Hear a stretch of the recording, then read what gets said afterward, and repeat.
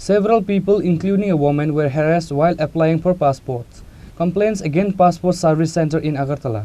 Applicants are not being given passports even after submitting the necessary documents. The staff working at the Passport Service Center in Agartala often harass the people coming to port the passport on various pretexts.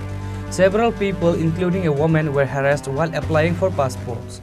The applicants are not being given passports even after submitting the necessary documents.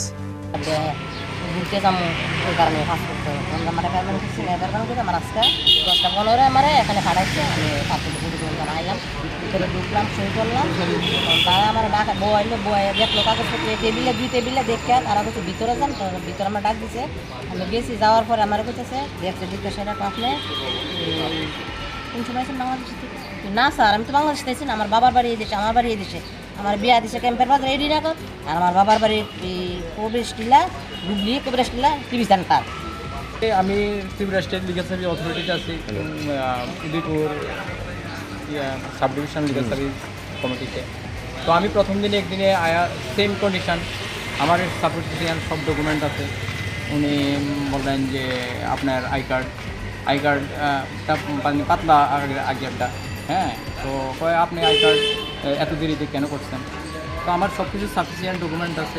এরপরে কিছু আমি passport করতে যারা আছে তাদের সাথে আমি কথা কইছি, তারা সেম কন্ডিশনে যে তারা বিভিন্নভাবে প্রতারণার শিকার হয়ে যেতেছে। তো আমি চাই আমরা লিগাল সার্ভিস অথরিটির পক্ষ থেকেও আমি বলতেছি যে আসলে একটা পাসপোর্ট করতে যে ডকুমেন্টের প্রয়োজন সেই ডকুমেন্টগুলো তারা এখানে টাঙ্গিয়ে দেওয়া উচিত, আর গ্রাহকরা ঠিক পরিষেবা নিতে যাতে কোনো হয়রানির শিকার না হয়।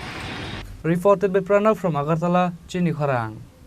গত বছরের ন্যায় দুর্গোৎসবের সমাপনে আগরতলার প্যারাডাইস চমুনি স্থিত সিটি সেন্টারের সম্মুখে আগামী 26 অক্টোবর বিকেল 5টায় মায়ের গমন অনুষ্ঠানের সূচনা হবে।